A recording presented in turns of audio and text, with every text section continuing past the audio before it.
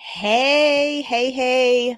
I took last Monday off and I was like, ooh, maybe I should go live to make up for the fact that Monday was a holiday. So here in the United States, Monday was Memorial Day. And I was like, man, maybe I should make that up. And I was like, you know what? I'm gonna chill. I'm gonna just chill, okay? So that's why I didn't have a live stream last week, but I have been over here hard at work for you, making all sorts of things happen this week because of all the work I did last week. So remember, when you plant the seed, that doesn't mean something's immediately gonna pop up. But the last few weeks have resulted in me needing to send like 5 proposals today and some invoices. And so just keep in mind that the work you do today is not necessarily going to bear fruit today. So I don't know. That was completely unplanned, completely unscripted, but I felt moved to share it with you this morning. So today is Marketing Monday. Whoop, whoop. And yeah, I guess it's actually looking at the calendar, it's the first Marketing Monday of June, right? So April, May, June, we're in the last month of the second quarter. All right, last month of the second quarter. And so this month is a great month to go ahead and review your goals from the previous month. Kind of take a look at your quarter comparisons. Are you on track to match or beat last quarter if that was the goal? What was the goal for this quarter and how are you doing? Are you on track to make it or did you have to change your goals? These are all questions that you should definitely ask right now. So today's Marketing Monday, and that means I've got a few announcements for you. This Saturday, June 12th, 1 p.m. Eastern, we have the Next Why workshop. If this Saturday doesn't work for you, let me know in the comments what days would work for you. So this is a different day. This is the third time I'm running the Why workshop, but it's a different day. So the first time I ran it on a Friday, which felt really good because then we were able to flow right into the weekend. People were able to journal and brainstorm, meditate, and think about what they needed to do. The second Why workshop I did on a Tuesday, and that didn't feel as good because it felt like it should have been a weekend. We did so much brain work and so much energy work. It felt like it should have been a weekend. So I was like, definitely not going to do that again. But then I had a request for a Saturday workshop. And I said, okay, let me see what I can do. And it turns out this next one was able to be a Saturday workshop. So that is kind of where we're at right now. And I usually do my workshops again, 1 p.m. Eastern time, because either during the week, that's typically when I do this kind of group work or even phone calls. But then on the weekends, that's when my kids have quiet time. Right. So they're not constantly busting in here telling me that they love me, which is sweet. But then once one does it, all of them have to do it. So I typically do it during quiet time, which is when they get to play video games or play on their tablets. So I am interested, though, in your feedback in terms of if Saturday is not a good day, what days work best for you? I'm all about getting that real-time feedback. And then we've got new podcast episodes. So last week on Thursday, Shay Cooks interview, her second episode went live, and we were talking about God's money, and it was just such a fascinating conversation. I definitely encourage you to check it out. Shay is the founder of Crusaders for Change, which is a financial coaching and counseling company, and they work with people to help them, not just get out of debt, but actually achieve financial goals. And, it was very much an honor for me to have her on the podcast. This week, you've already got the first, my solo episode out. What is branding? What the heck even is branding, right? And that's where I kind of go into the different aspects of branding to help you better choose the professionals that you need to help step your brand up. Even if that's not me, just be informed. And then finally, this week on Thursday, Natasha Miller is going to have her first episode, her entrepreneur's journey episode on the podcast. She is a diversity, equity, and inclusion consultant that I met through our mutual friend, Dr. AJ, on Clubhouse. So she's going to be on the podcast as well this Thursday. So those are all the new things that are kind of going on right now. And we are going to go ahead and get into today's topic. So the way that this works is that I will go ahead and run through my planned content for the live stream. But what I would love for you to do is include any questions real time. So give me your questions, give me your comments, give me your contributions. Go ahead and do that real time. You don't have to wait, because what I will do once I'm done running through the content, I will go ahead and go back through the comments. But what this does is it condenses the content and makes it a lot more convenient for people during the replay to kind of get the condensed version of everything without drawing it out, over and over in long time. So I don't mind having a longer live stream to address your comments. No worries there. But I like to keep the content portion pretty focused. Okay. So just make sure you're dropping those comments, questions, contributions, whatever it is. And then I will circle back.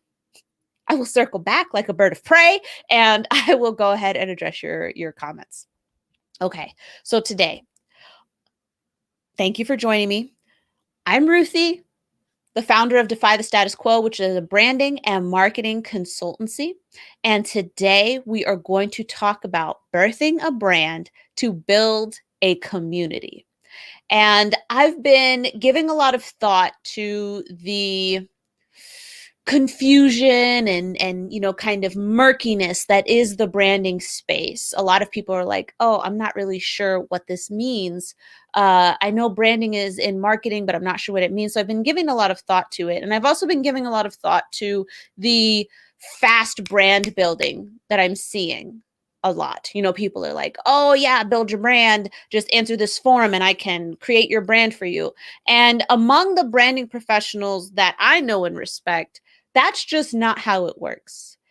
Brand development, brand strategy development is a careful process of extraction.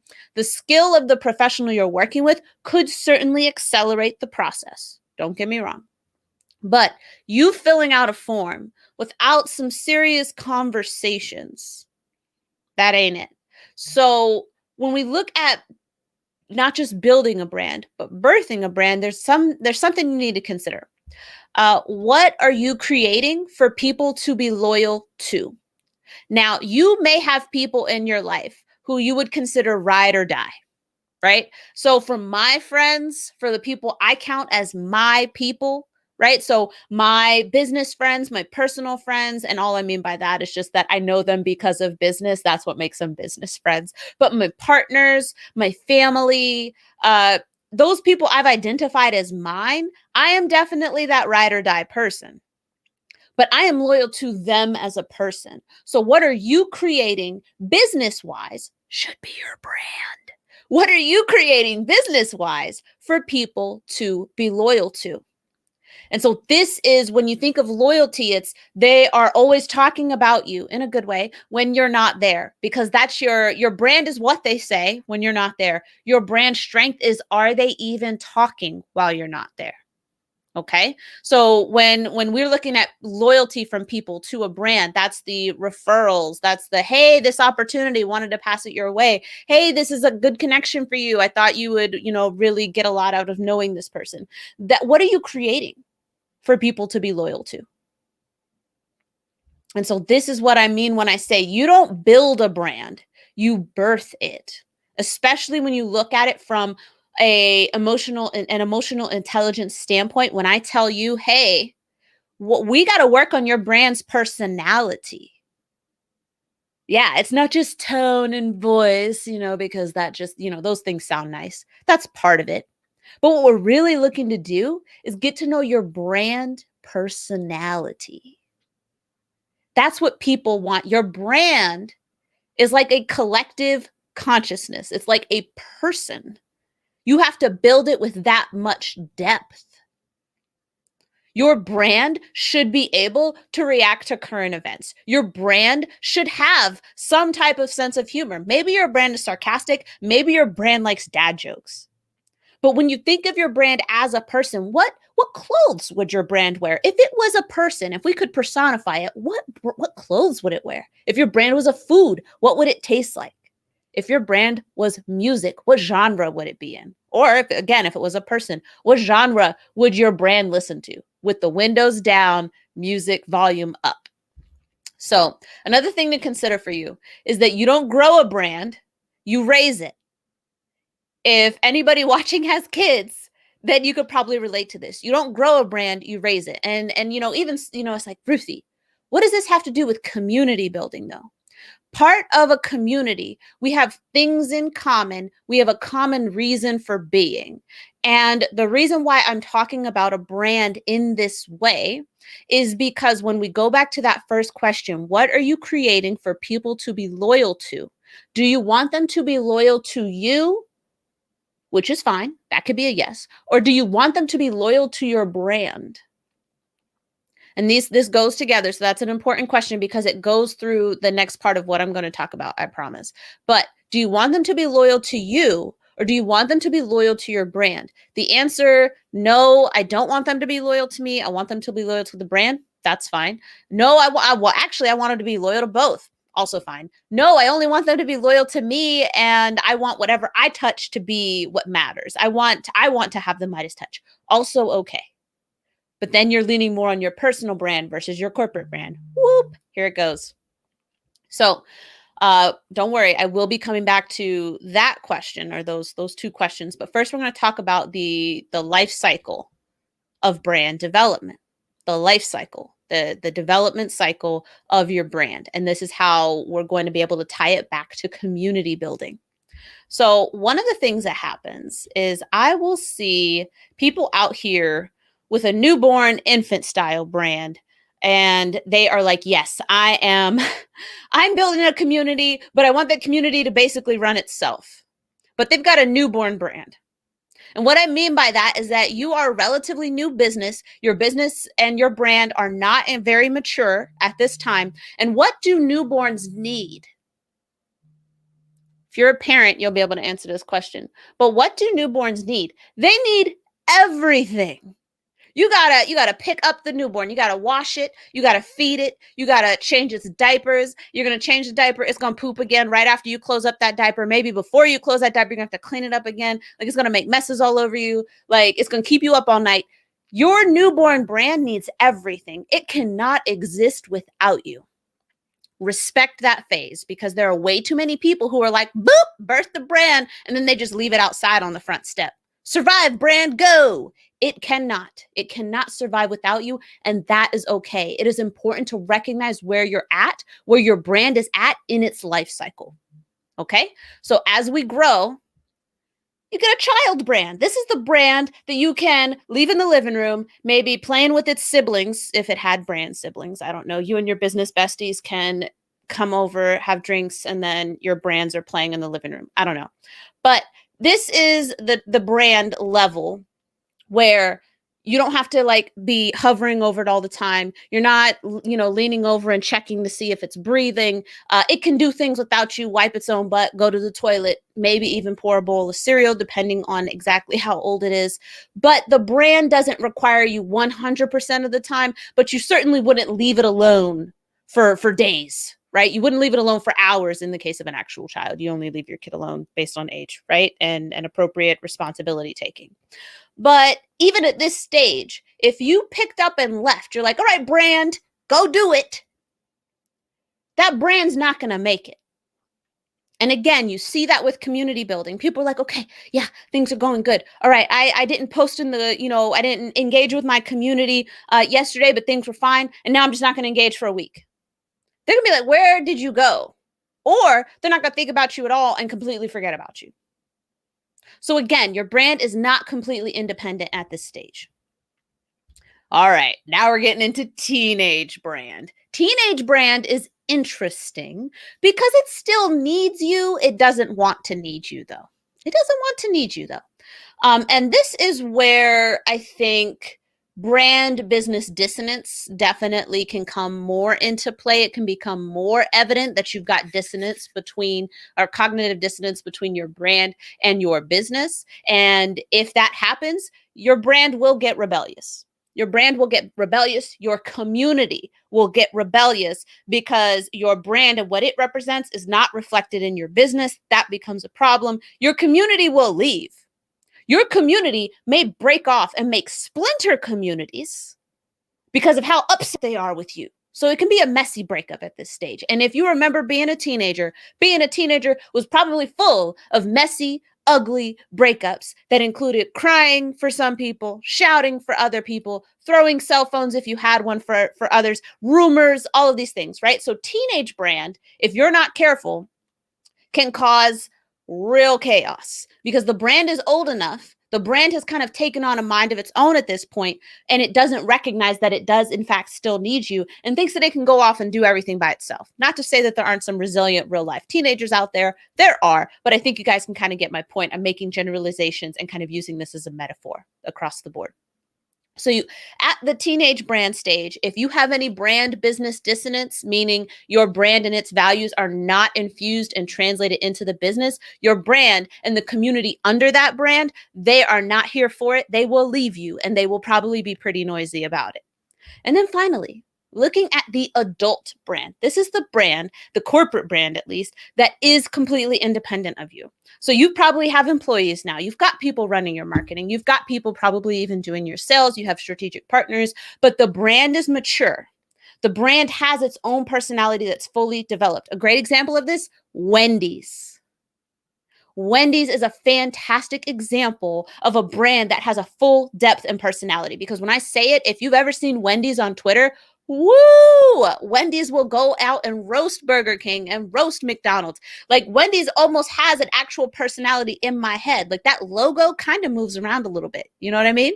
So Wendy's is sassy. Wendy's is sassy, and you know that they're locked into that brand and they fully support it, because if they didn't, somebody would have gotten sassy on the Wendy's Twitter account one time and it would have never happened again. They show up and do it on the regular. And so this is a fully formed and independent corporate brand at this point. It doesn't need you because it has everyone else. But much like adults who have healthy and happy relationships with their parents, because that would be pretty key, you still feel like you need them for different things. You still rely on them for guidance because they've come before you. And so then that tends to become more of the relationship. But as an adult brand, it may grow and evolve beyond what you could have envisioned because now you have so many people contributing to the brand energy. So back to this original question. What are you creating for people to be loyal to? Do you want them to be loyal to you, or do you want them to be loyal to your brand?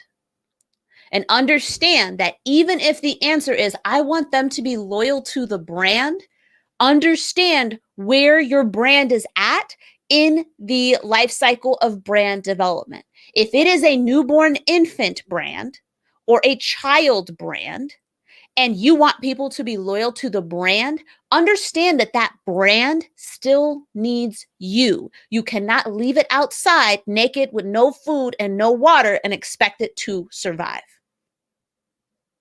So, what are you creating for people to be loyal to? What does your brand stand for? And where do you think your brand is at in the life cycle of brand development?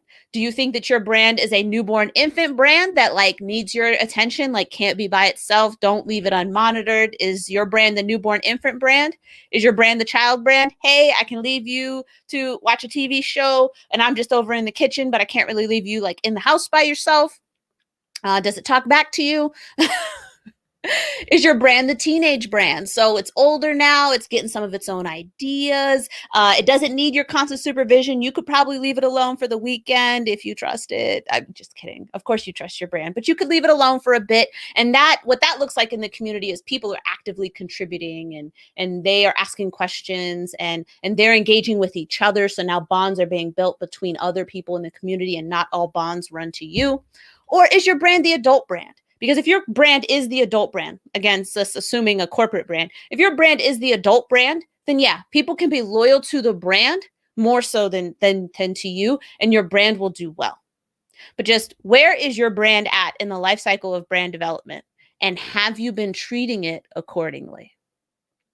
Okay, so that was the content I have for you today. I have some comments here. Okay, hey, Sean is here. Okay, let's see. Let me scroll up. Okay, so I've got some good mornings. Lorvelle is here. Hey, Lorvelle. Good morning. I don't like the size of that. Hold on. Let me fix that. There we go. I like that. That's better. Okay. So Good morning. Sean was here. Hey, Sean. All right. So I have an agreement. So results brand wise to be overnight raises so many questions and an eyebrow raise on top of that. So this comment came from when I was talking about, hey, yeah, let's develop your brand. And you have a lot of brand professionals who'll be like, yeah, fill out this form or this is really fast. And boom, now you've got this brand.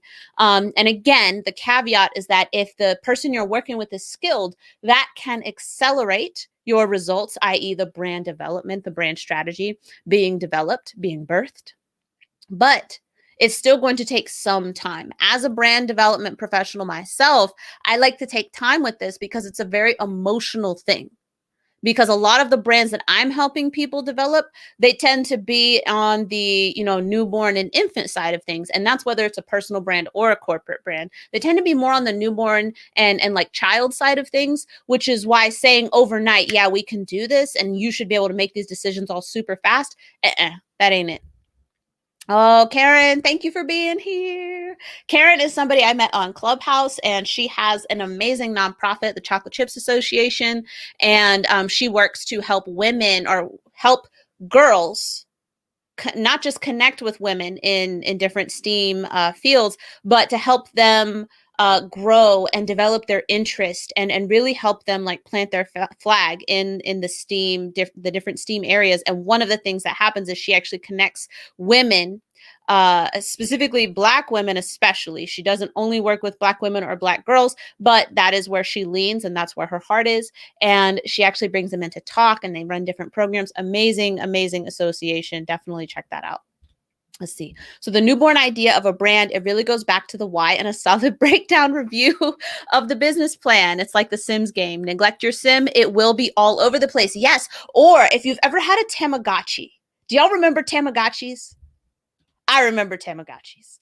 If you've ever had a Tamagotchi or you've played those little games on your phone where you've got like your electronic pet, but you forget about it after like a few days or a week or whatever, and it like poops and it's hungry and then it dies, that's your brand.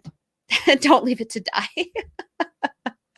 But yes, just like neglecting the Sims. Wendy's example, boom. Yeah, Wendy's is such a good example because of they take a stand, they're very firm. And I just love on Twitter, especially their brand definitely has a lot of personality to it. Okay, so Sean says he's at the newborn, infant to child stage right now, right? So maybe you're like a toddler, right? Which is totally okay. That's the thing is none of those stages are bad. You're not meant to accelerate through any of the stages. You have to go through the journey the way that it is and to develop the brand. It really is like a person. I can't accelerate being a toddler. I can't accelerate being a teenager as much as we wanted that, right? I cannot accelerate those things. So if that is where you're at, then you just got to love where you're at and do what you need to do to give your brand the best start that it can have, the best development that it can have, and to give it those. And that's where you kind of, have those opportunities to explore what it means to have a brand and the responsibilities that come with that type of thing. And yes, okay, so somebody asked this question. Can there be loyalty to both the owner and the brand? And it says, I see some potential with both having equal loyalty, but it depends on the brand stage as well, which makes me think of the brand that if the brand is at a certain stage, it can reflect the owner's mindset, regardless of the owner's actual age. Absolutely. So ideally for me, I would love for people to be loyal to me and also loyal to my brand. However, at the stage where my own brand is at, so I think mine is like child right now, I would say that loyalty to me and then the brand is kind of secondary at this time. But knowing that my brand is going to continue to mature, I can put things in place to support that maturation and to kind of keep it going, right? So absolutely, you can have loyalty to both. And this works out great if you see people kind of build up companies and then exit. People will go and shop with a company even after you've exited it because it was yours at one point, but now they're loyal to the brand. Or maybe they get introduced to the brand and you're secondary. So it can also depend on how the relationship with the brand was developed. Did I get introduced to the brand because of you, or did I get introduced to you because of the brand? Let's see. No, you cannot create a solid, profitable six-figure business or brand in 8 weeks. No, you can't. But as you continue to grow and get used to building brands, right? And we see this with like parents. Every child is different. But once you've had a few, You're like, okay, like I'm not afraid of breaking a newborn's legs. Let's put this diaper on. My husband was so afraid of our first newborn's legs. Like, legs are so small. How are you just changing the diaper like that? Aren't you gonna break its legs? And I'm like, no, I'm not gonna break his legs. He's fine. Right. So you can accelerate the development at that point in a way because you will know already kind of how the process goes and what we do to build brands. But if you were to hop into a completely new business model, you might find some different things happening. Let's see. Oh, okay. So speaking of digital pets and Tamagotchis, you're worried about your Nintendo from the early 2000s. Yeah, that thing is feral. That thing is feral. Don't even go back. It will bite your face off. It's feral.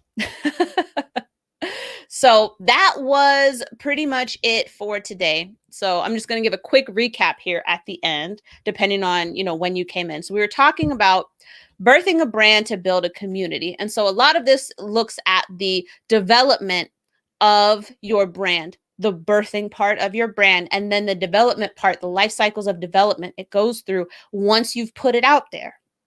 Now, you want to build a community, don't we all? And you want that community to be full of loyal and engaged people, people who are clients, people who are constantly referring to you, who constantly bring opportunities your way. That is absolutely what you want, of course. But can your brand stand alone? If it is not an adult, it can't stand alone. If it is a teenage brand, then it can probably stand alone to a certain extent, but it still needs you. If it is a child or infant brand, no, your brand cannot stand alone, and you are the primary driver for that community building. There is nothing wrong with any of the phases of the brand lifecycle development, but it's important to recognize where you're at. If you can recognize where you're at, then you can better appreciate your journey. If you can look at someone else's brand and be like, oh, that's clearly an adult brand. Like that brand is all grown up. That helps you not do so much comparison and so much, envy over where they're at in their journey. Your brand is not an adult brand. So you can't have that. Not yet, but you can. You just have to keep going. Let's see. Go check on the Nintendo, Sean says. But yes, so, and I'll tell you something I said on Clubhouse that was really good, that people seem to really receive well. Do you want to know why your community is not big? Your community is not big because you don't know how to take care of it when it is small. If you want a big audience, you're only going to get there by treating your small audience right. Oh, I'm going to put more effort into doing live streams when my audience is bigger. I'm going to put more effort into brand development when my audience is bigger. I'm going to spend more time on social media when my audience is bigger. I'll look at doing podcast interviews and I'll look at guesting on people's shows and speaking when my audience is bigger. But then it goes back to that question. What are you creating for people to be loyal to? You say you're going to do all of these things when your audience is bigger, forgetting or not realizing that these are the things that will attract that big audience to you. You have to learn how to treat your small audience right in order to attract more people. It is what it is. So just remember, you build a brand or you don't build a brand, you birth it. And you don't grow your brand, you raise it. So treat it nicely. Yeah, okay, so somebody got it. You'll never get the audience. You'll never get the audience that way. Okay, so we are rolling up on 30 minutes here after going through all of the comments. So I'll just remind you, the Y Workshop's on Saturday, 1 p.m. Eastern time. And if Saturday is not a good day for you, I would love for feedback if another day would work better. This is the third iteration of the Y Workshop that I'll be running. And you can find the link to the Y Workshop in the description for this live stream. But I'm exploring and testing and getting feedback in terms of the days that I run the Y Workshop. And so far I've run it once a month. So just let me know what days typically work for you. I've done it on a Friday. That was received very well, seemed to work well. I did it on a Tuesday. I didn't really like that day so much. And then I had a request for Saturday. So we're running it on Saturday. If you want to secure your spot, click that link in the description of this live stream. And then The other thing to consider is that the podcast has new episodes. If you didn't catch the episode that came out on Thursday, that was our second interview with Shay Cook. And then you have a Marketing Monday episode going live today talking about what branding even is and the different parts of it. There are 3 different parts of a brand as it relates to the types of outsourcing or consulting you can buy. And then the next episode coming out on Thursday is with Natasha Miller, and she is a diversity, equity, and inclusion consultant I met through Dr. AJ, one of my close friends, and I connected with Natasha on Clubhouse. So still a great platform. I still have invites if you want any, and that is it for me today. Oh, I've got one more comment. Oh, it's Tiffany. Okay, so real quick, Tiffany, it says Facebook user because you have to give StreamYard permission before it can display your name. That's all. Okay, so I've been talking to Tiffany this whole time. That's great. Now we know. All right, everybody, you go off and have a wonderful week. Be sure, like I said, check out the Y workshop. If you're even interested, you want to talk about it, my DMs are open to you. Do me a solid. If you know anybody who would benefit from going through the workshop, send them the link. There's some testimonials on there. I'll be adding some more this week. And there's information about it. And, everything's pretty streamlined there. If you decide you want to move forward, just click that button to secure your spot because seating is incredibly limited, as in less than 5. Somebody's already bought their seat, so there's 4, and I expect them to go pretty quick this week. They tend to. That's just how we are, right? We wait till the last minute. So looking forward to seeing you out here in this Facebook, social media, Instagram space. And I will talk to you again soon. Bye.